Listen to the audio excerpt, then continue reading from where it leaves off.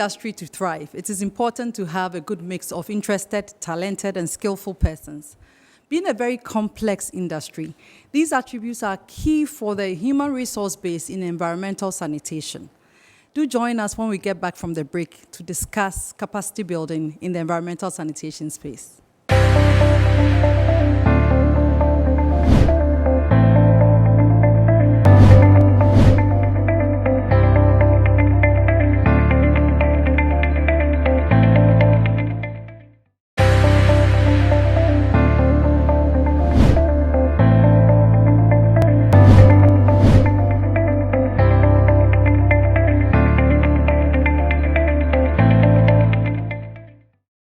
Welcome back from the break. Today on Trash Talk, we are going to talk about capacity building in the environmental sanitation space.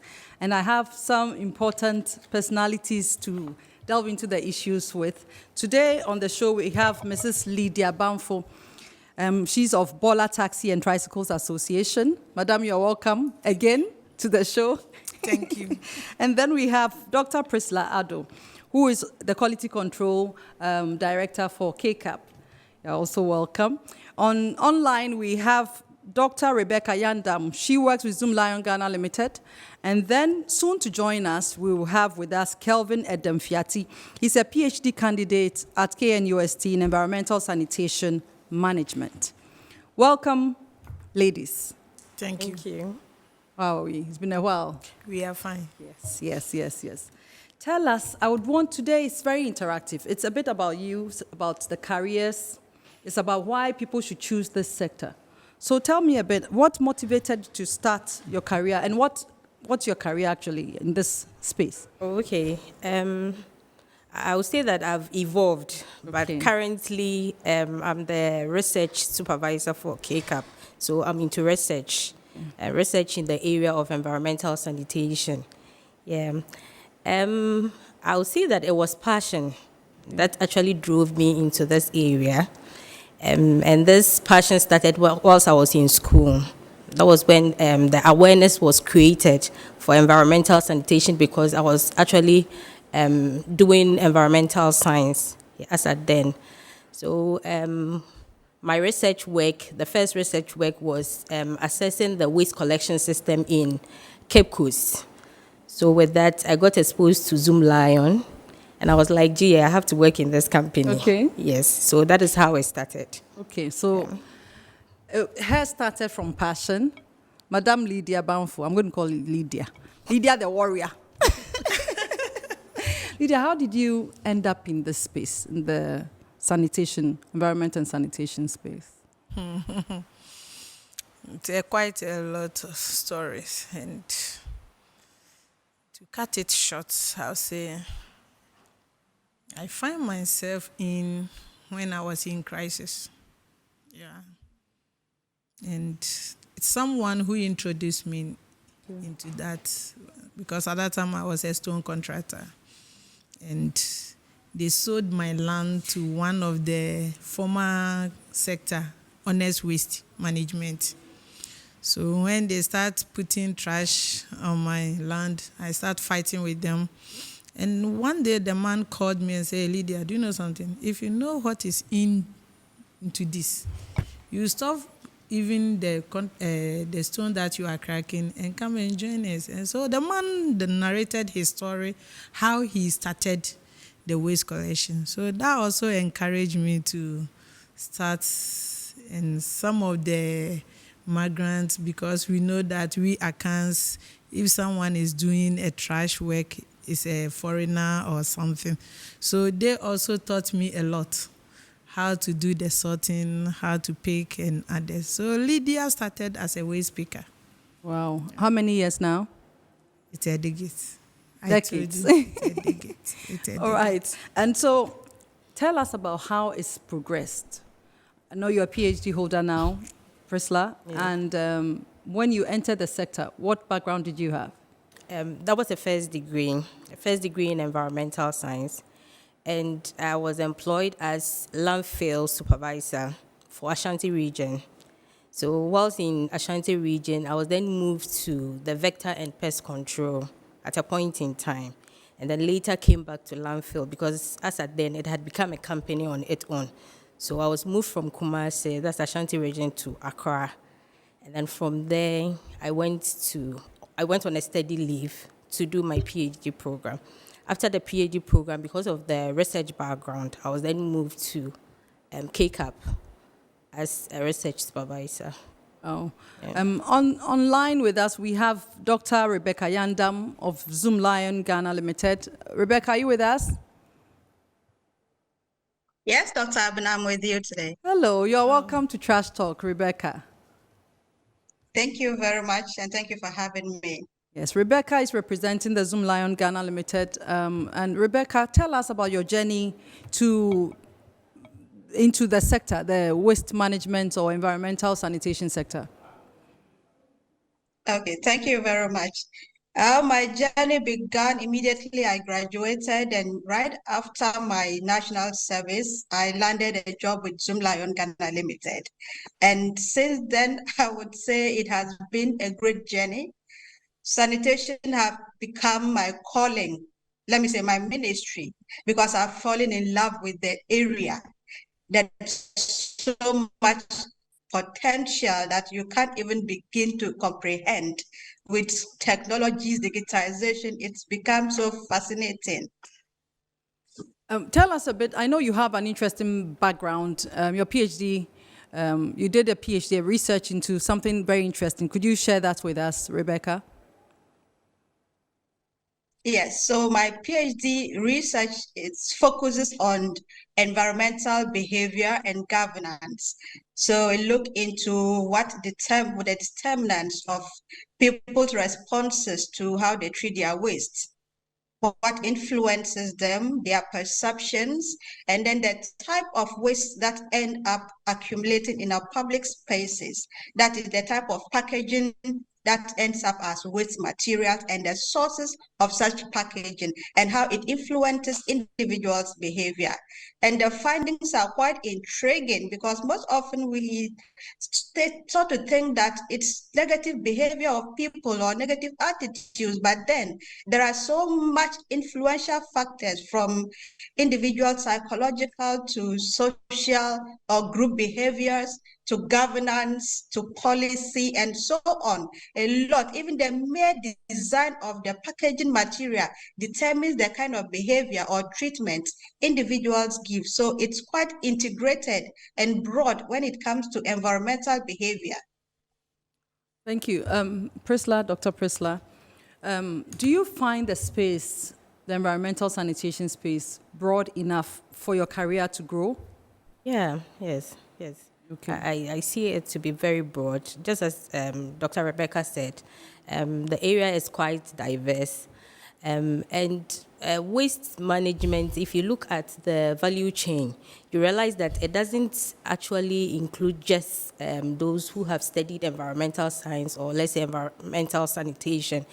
The use of the equipment, the facility, and other things give chances to other careers or other areas, like for instance the engineering. We have civil engineers in our facility, we have the mechanical, we have the electrical, we have health workers who see to the health and safety of the workers on the ground because of the kind of work that we do. So it's quite broad when you choose such a career. As you can see, I've progressed from a first degree now to a PhD level. So there are so many areas that you can actually go into in this area. Thank you. Madam Warrior, I mean, your area is quite unique. Tell us exactly what you do. I mean, when you moved, you told us the history, but what do you do? And how many women do you find in that kind of space? There's a lot of women in this sector, and those who are part of it are the waste pickers, because they normally used to pick at the roadside and the landfill as well. And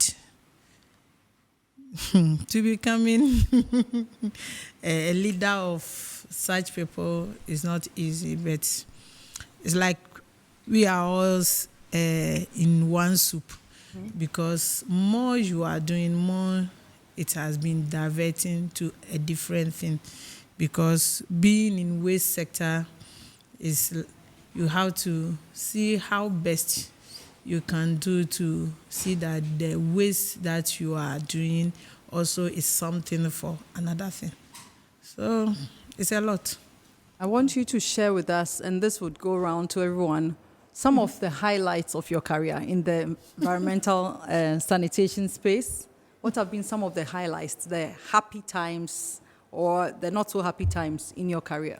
Yeah, I would say the happy times are the one when government starts to recognize us. And being an informal sector, waste management is not easy. It's not easy, especially with the women. It's not easy. And how the public will look down on you. Why are you doing this work? And you can do better out there. Why are you here? I remember one time Metro TV came to Lamford and interviewed us. So the ladies were saying that, no, Auntie Lydia, you go and just talk to them. We can't go closer to the camera. So when I go and talk to them, then one guy asked me a question, said, Lydia, you can speak English. So why did you do this work? Because the way you are speaking means that you can do something better out there. So why did you find yourself here? And I just laugh at him and say that I know the reason why I'm here. And maybe God also knows the purpose why I find myself there to bring. So when government starts recognizing us, and some of the formal sector also becoming to understand us, especially Zoomlion, when director became a president of ESPA, he was the first person to say, no, let's welcome the informal sector so that they also can do better. So that one was my happiest and the highlight day that I can say. And the other side is not easy. It's not easy because you want to advocate for the people, the innocent ones, and the big fish are out there swallowing them. And who is going to listen to you? It wasn't easy, but you have to push on and see how best you can do as a leader to help the innocent ones. So that one is not easy, but we are still in progress. Yes. Because where we find ourselves now is that we are progressing. We are going for a short break. When we come back from the break, we are going to take the Dr. Rebecca Yandam's take on the highlights of her career, and then we'll move on to Dr. Priscilla Addo. Promises to be exciting. Don't change the channel. We'll be right back.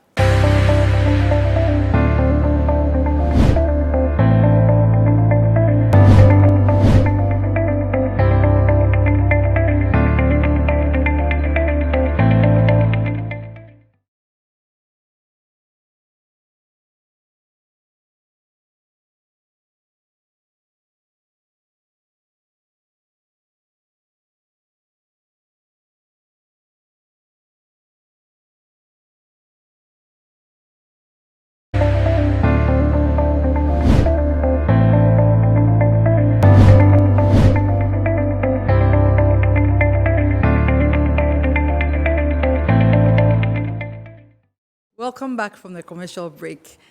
Today on the program, we've been talking about capacity building and professional career development in environmental sanitation space. And we've been joined in studio by Kelvin Edem Fiati, who is a PhD candidate in environmental sanitation and waste management from KNUST. But before we went on break, we ended with Madame Warrior. Our sister was telling us about her career path, the highlights of her career. And I want to go to Dr. Priscilla Addo to tell us about the highlights of your career. It's been about what period, and then what has been the highlights? I've been working in this sector for 15 years. Yeah. I started as someone with a first degree in environmental science.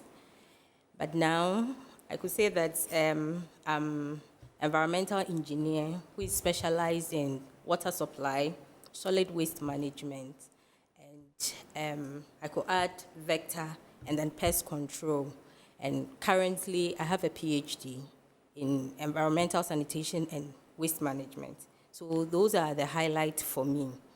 And then for the career, I would say that when we started, it was a crude way of dumping. But with time, we have well-organized waste collection system. We have good tractors that transport waste. We've also done a lot of research work in optimizing the routing from the waste collection point to the final disposal site. And then now we have waste processing facility. So now you could see that we have all the hierarchy of waste management in Ghana. But when we started, it wasn't like that. It was just the crude way of dumping. But now we have proper systems in place. I would say that we are already there. We are still evolving, and we are hoping to do better for Ghana. So essentially, your highlight has been the journey, but it's culminated into the PhD. Yes. And that's, for you, that's even a start. Yes. Because the sector keeps changing. Yes. Kelvin, could you tell us what motivated you to have a PhD in environmental sanitation and then waste? I mean, it's so specific. What's your motivation? It just, for me, it was chance. I just got into it because then, like she earlier stated, the sector has changed over time. You wouldn't say it's left for Ninos to just take waste to waste dump, but now there's a need for science because it's not just art. There's a science behind it, and you just don't do science in rooms. You go to learn, you go to understudy, you go to research.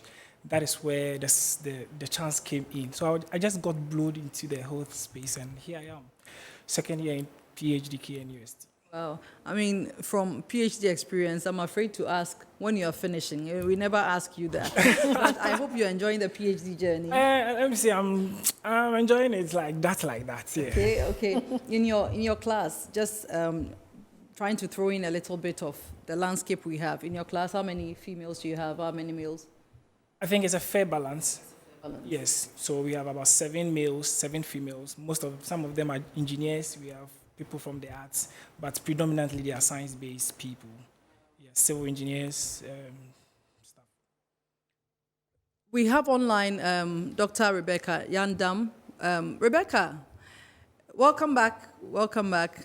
Thanks for joining us again. Thank you. Could you tell us some of the Thank you so highlights of your journey so far? Okay, thank you very much. As I said earlier, my journey started from waste operations. So basically, the waste value chain from collection and disposal. And then I transformed into project management when I joined the facility management and janitorial services. I handled several projects with millions of cities.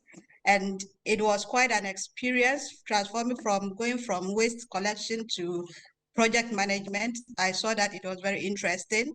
And then I went into consultancy later on. After 2017, I was in waste consultancy and sanitation. And now I'm into research. So it's been quite a journey, quite interesting. And that is what makes the sanitation industry versatile. It's given me a broad base of experience. And while this was ongoing, I did not forget capacity building because this is quite important with an industry that is continuously changing and evolving.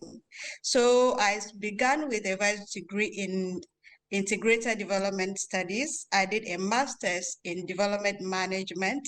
And now, because of my waste and sanitation background, I did a PhD in environmental science.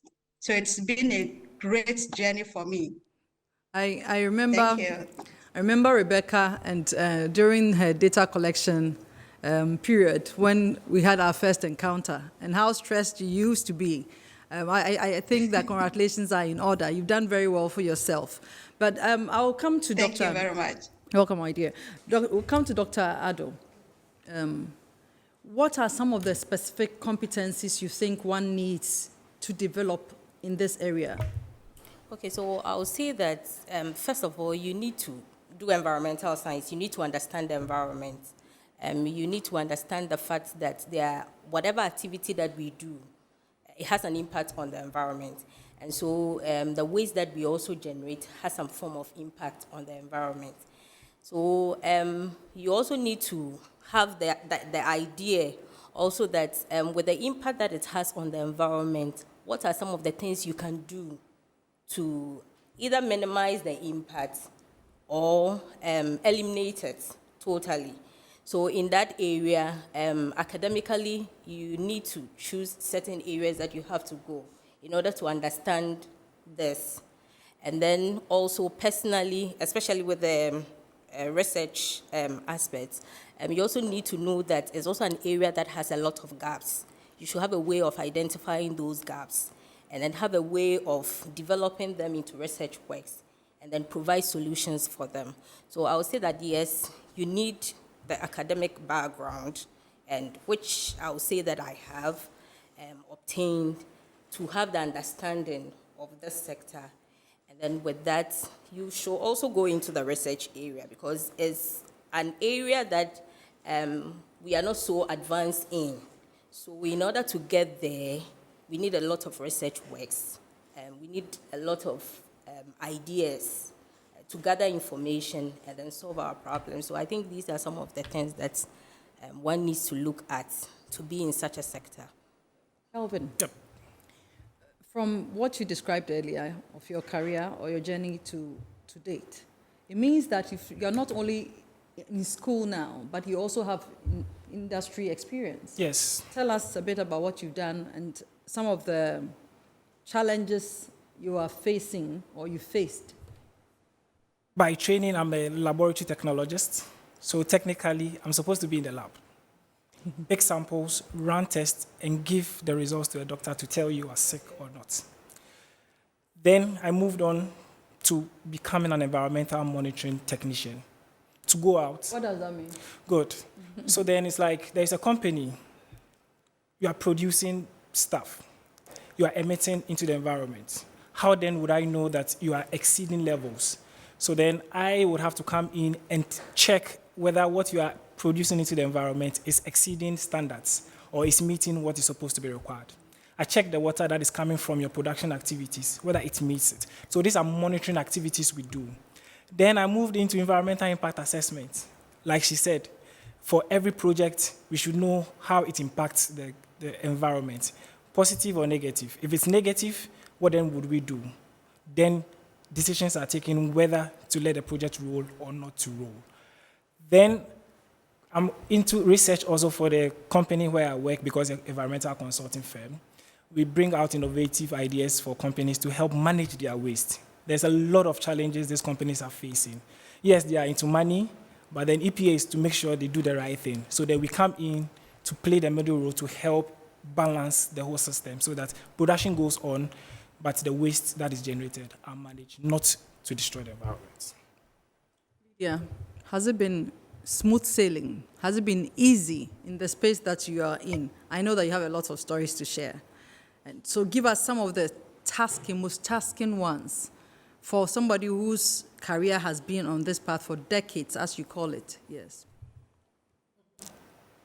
Yeah, it's not easy, but it's something that it cuts across. Finding yourself in this sector means you have to learn a lot of it. As my sister said, the waste that have been generating, you have to find out and see that, is it waste or it's what? And what are we going to do with those things that we have been generated? And along the line, you have to let people also come in to get what they want out of it. So, as for me, it's not smooth as we thought. But as part of, I think, knowing your career path, what I can say is that you become not just part of those who are on the ground, you become an advocate, Yeah. a role model even. Can you talk to us about that? Sorry. Yes, because being in myself, being in this sector, I see something that is something that we can involve a lot of youth, and especially the old age. Why am I saying this? Some of the youth will be in the house saying that, oh, we finish our academia, we don't have any work to do. While this informal sector also are there freely. You don't need any accreditation or any certificate or something to get in there. So for my advocates is how the how the academians also can come in to modify the work that informal sectors have been doing. Maybe the little that you learn there also can make impact of the work. Maybe previous, the way we used to do, as my sister Princess said, that it was a crude dumping, and now it has been turned to a different way.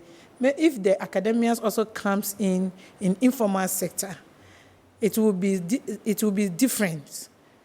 At least the way they used to go around, the way they used to pick it, and others also will change. And it will help others also as well, because it's not a one thing that we have been doing. Being informal sector, especially the waste sector, is a chain, and it always goes on and on and on and on. So it's something that we have something called leaving no one behind. Either the person is disabled, gender, woman, man, youth, old age, and others. Everybody can come in and do something better for themselves. Yeah. Thank you, Rebecca. Dr. Rebecca. Right. Yes. I want to find out the career path that you've chosen. How easy is it for anybody to enter? Okay, thank you very much. Let me take it from the feminine side. Like every other woman who is a career person, trying to thrive out there, it's become very difficult to be able to embody that ideal worker, that ideal partner, and ideal mother. It's very tough if you are a career woman. Let me say that has been my greatest challenge when it comes to it, because the higher you go, the more demanding your work is, and the more time consuming, and how to balance this with our cultural demands and norms for females, it's quite difficult. Yes. Well, thank you. Do we have the same to say, Dr. Addo? Yes. As a woman, in this environmental sanitation space, how are you thriving? How have you thrived? Yeah, as she was saying, initially, it looked like it was more of a male domineering kind of work. So with some of us, it's like anytime they are going to the field, they're like, oh, just sit in the office. Mm-hmm. But you also want to experience these things. You want to gain experience in all these fields and all that. So initially, I used to sit in the office a lot, but I started complaining. They go to the field, I joined them. And one of my bosses saw that and he was like, no, already the region is divided into zones. So why don't you just give her one zone for her to also work? And that was when I came in. And working there as a landfill supervisor, then later I was asked to add the vector control and then vector and pest control to it, where we go to the district assemblies to also control these kind of pests and then do fumigation and then spraying and all that. So I added that one also to it. And I could say I was really doing well in that area because I brought a lot of private jobs and all that on board. From there, I realized that that stigma that you, the lady, you should be at the office was somehow removed. But initially, it wasn't easy. Yes, so I could say it was quite challenging initially, being a female and then being in such a sector. This would be to all of you, but I'll start with you. Is it for people, for our audience or our viewers, those who are wondering, is there enough space for some more people to come in? Is it a big enough sector for some more young people, some more older people, whatever, to participate in? Yes, the population is increasing. Waste generation would increase. We will need more people. The space is big enough to accommodate anybody who would want to play a role. Remember, it's a cycle. You can't play all. So you would fit maybe being a collector of the waste. You could be a processor of the waste. You could also be an end user. So you would find yourself one way or the other in the space to play a role. The most important thing is that just have a clean heart. Be willing to play a role that will impact positively. Because we know others are also playing their role, but it's affecting the whole process by creating more waste and dumping where they are not supposed to dump, or mixing the whole waste, making it difficult for somebody like Lydia to actually end process. So they are also playing their role. But I say the process is long, it's a long chain, it's big enough for everybody to play a role. Okay. Dr. Yandam, Dr. Rebecca Yandam, in terms of employment, can we say that, let's say we have 500 environmentalists trained, or 500 PhDs around the world, who have 500 PhDs from our universities who have come out and are looking for employment. Are there enough companies to absorb them, or they are going to have to create their own companies? Since you claim there's so much generation, are there enough companies to absorb them? Okay, I think Belinda, Doc, Priscilla. For now, that's in Ghana here, you could see that there's just this private company, that's just one, that is into waste management. Okay. And even though it is, the company is doing almost everything, it is into waste collection, transportation, final disposal site, and then processing. So with such people, especially if they want to come into the environmental sanitation sector, then it has to be through a company like Just One, or let's say Zoomlion, which is popularly known. Yeah. And with here, I could say we have a lot of people.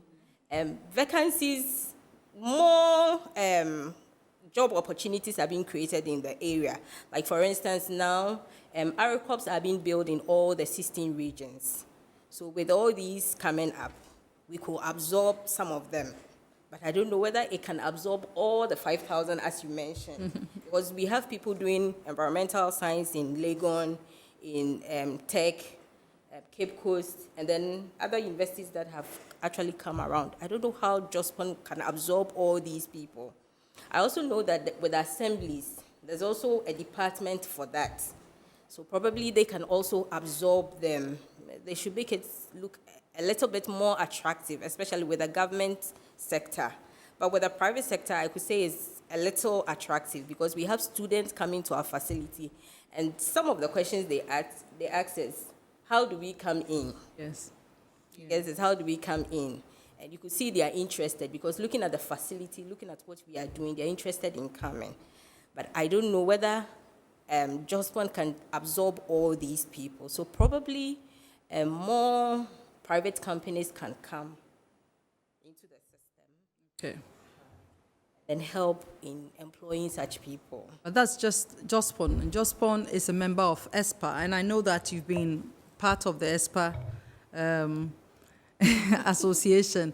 And so even within ESPA, what is the membership? It will be about how many companies in the environmental sanitation space? Now, ESPA have more than 50 companies. Yeah. That's a private, formal sector. Okay. Yeah, it's a lot of them, which I can't mention all. Yes, yes. And they are all playing their part through this employment issue.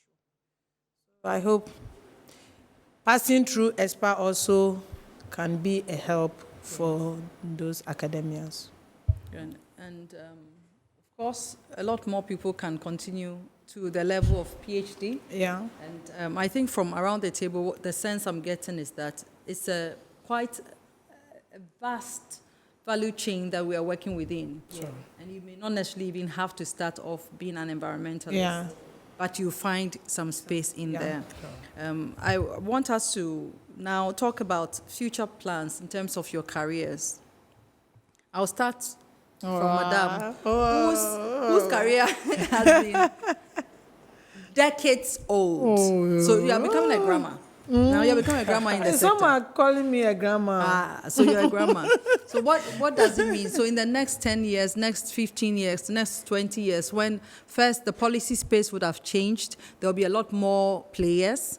We would be a lot more compliant, a lot of regulation on the environment. There'll be a lot of development partners coming in. The landscape is going to change. What does it mean for somebody like you and the work that you do? It's a lot. Because more that we are multiplying, it more we are generating waste.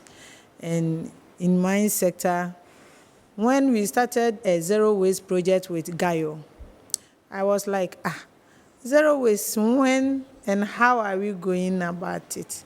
So is there, because I remember one time I started learning something, reuse product, reuse waste. As you can see, the bag that I was handling, I used a pure water sachet, the clean one, to sew it, and I cover it with pieces from the seamstress. The one that they also throw it out, I just go and collect it and start doing that. And I start learning that thing. So when I got to know, when Gaio people also brought in the zero waste project, then these people is like, you are on my chain. Mm-hmm. We can do something about it. So it means that in future we can do a lot of things that can generate from waste. And as my sister said that, I also think that if there's more companies, as in being a processors or manufacturers, so that what we have been doing will not end in vain, because things will be changed, because it has started changing it. And it will be a time we won't find a landfill site anymore. Yeah. It will be, we've been calling buyback center, transfer station, compost plant, whatever and whatever. Just recently they were saying that waste to energy, which we condemn it, because if it's waste to energy, what about those actors who are in to do something out of that waste that we have been generating? Those people, when they are off from the system, what are they going to do? Because there are a number of people. There are more than 5,000 somewhere. If you go to Tema Landfill, the waste pickers alone are more than 2,000 to 3,000. Adepa people are there. And those people also, the migrants alone are many. And they find themselves into that sector. That's why Ghana, we are free. Because if these people are here, find themselves nothing to do, it means that we are doomed. The country will be doomed. Because what are they going to do for a living? Stealing, killing, or others. But when they find themselves in that sector, it suits them, and they also earn something for themselves. So, looking forward, we are looking for more manufacturers, more investors, so that the chain can work big. And later, you see Yasantua coming to sit here and say that now my dream has come to pass. Wonderful. We modify informal waste sector. Dr. Addo, and like I mentioned earlier, the landscape is changing. For your career and where you are now, research, what does it mean? Where do you see yourself, say, in the next 10 years? Where would your career move to? Is it so easy to move from where you are to the next? And what does even the next look like? Okay. So for now, I could say that because of the research work, what I hope for is to actually project the company that I am, just spawned KCAP, on the global market, through a lot of research works, publications, in international journals and all that, attending conferences, making them know what we are actually doing here. And then looking for more people to even come in, that's the foreigners, to come in and then help us in bridging the gap in waste management. So that's what I'm looking for now. But in years ahead, probably I would also like to add teaching, yes. Because I remember during my PhD program, I had the opportunity to teach some undergrads. And anytime I come to class, they're actually angry because most of them were engineers, and they are like, they don't see the essence of the course that they are doing because they are engineers. But when we get to EIA, that's environmental impact assessment, then they get to know that with the project that they are doing, there's a need for them to understand the environment and then how their projects have impact on the environment and how they can put in mitigation measures. So that is when what they are learning comes in. So, so with that, I would like to also go to the educational field and then impact knowledge, and then let them know that it's not all about just Bolar, but even Bolar, we add value to it, and what we are doing is just mind-blowing, and they can come. There's a certain movement towards Ghana taking circular economy quite seriously. And I think in that space, everybody's going to have a bit of the pie to bite. Yeah. And so I see it as vast. I mean, not only academia, not only research, industry. It's a mixture. And I see the environmental sanitation space as very beautiful. That sort of allows everybody to have a place and a voice. Calvin, I'll take your take also on your career path. Where to? Of course, you have to finish your PhD. But what afterwards? Then what? Good. Before I answer that, you see, I hear Dr. Addo and Dr. Rebecca say research here and there, but let me tell you something interesting. Between the year 2000 to date, about 56,000 papers have been published, all towards sanitation. Now, within that space, we still have 46% of the global population not having access to sanitation. And this is 3.6 million. What is it telling us? We are publishing a lot, but yet we still have a greater population. So, you see, most of these things are repetitive. I go and I search, I see repeat all of that. The other challenge, Dr. Addo would publish again. Yeah. Then she would send it to a journal that a practitioner would have to pay to access information. Where are we going? So then I'm inclined to say yes. I'm not saying we shouldn't research here and there, but see, I'm moving towards, like you're asking, the career path to environmental technology. Now, let me bring a good technology. What am I going to do to help? I had a chance to travel to Switzerland, and they're not doing anything so weird like that. So they are just incinerating all their waste to energy and then put it to your houses, and you heat water and you're bathing. That's what they are doing. We are doing a lot because we are generating a lot, we are recycling here and there. But you see, it's difficult to sift information properly and then bring it down for people to be able to consume and do something good at it. For me, straight, I'm going to environmental technology. I'm not looking left, I'm not looking right. Straight to become an environmental technologist. To support what you're talking about, related to the publications and whatnot, and even the low consumption of publication. That's why a program like this was conceived. Yeah. That people are not reading. Yeah. And so the African Environmental Sanitation Consult said, people are not reading. Ideally, would have collaborated with you to write a paper, publish it, and then what? Yeah. And then no one reads it. Then we publish the next one, and then what? So the cycle continues. And that's why we need professionals in the entire value chain to be around the table like this and speak. Because when we are talking like this, the more we are talking, a lot more people are visual. And so they would watch, they would listen, and then what we would have, excuse my language, wasted efforts and resources to publish, we are having this dialogue here. And through the technology we are talking about, is going to be on the internet for generations to access. Sure. We are going to round up. It's been a wonderful program. It's been wonderful. And I want us to round up with our last words. And where do I start from? No, I'll start from here. Kelvin. Yes. Today has been career path, capacity building, environmental sanitation space. What are your parting words? Just to say that the field is grey. We are evolving. It's unending. Anybody who has interest, just jump to the trail. Play your role, save the environment, and make it better for generations to come. Just a concluding word. Lovely, lovely, lovely. No, I want you to, in 1 minute, tell me your closing statements. And then let us know. I know you've been here before, and she's a whole industry.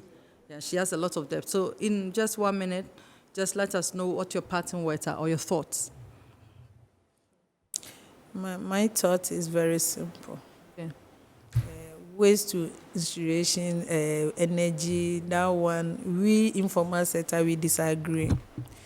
Because of what? It will wipe a lot of people out from the system. And it will make the country also suffer. And two, you are shocked. Yeah. Yes, because the informal sector number now is more than 5,000, okay? And if we are doing waste to energy, where are these people going? Some of them are doing this work to take care of their academia and at the same time to their family. So my prayer and my thought is they have to do their research well. They have to dig down. As you said, Doctor is publishing and these people is publishing. And where are we? We are here today to publish it to the world, to hear our voice that waste to energy, we informal sector, and some of the NGOs disagree because it will make the country suffer. Okay. In Ghana here, we have more people that find themselves in informal waste working sector. So they have to look down through that research. Thank you. Thank you very much. Is Dr. Yandam still with us? Rebecca? Yes, Doc, I'm here. Please, could you give us your parting words in just about 45 seconds? All right. Okay, so I look at the sanitation industry in the near future to transform into a waste reprocessing industry, not a waste management industry, reprocessing industry.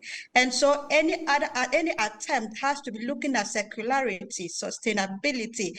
And what I take from this and my capacity building is that we need to invest more in science communication. How do we translate the research output into consumable products for industry? Because most of the time you read a paper and if you are not an expert in the field, you think they are writing gibberish.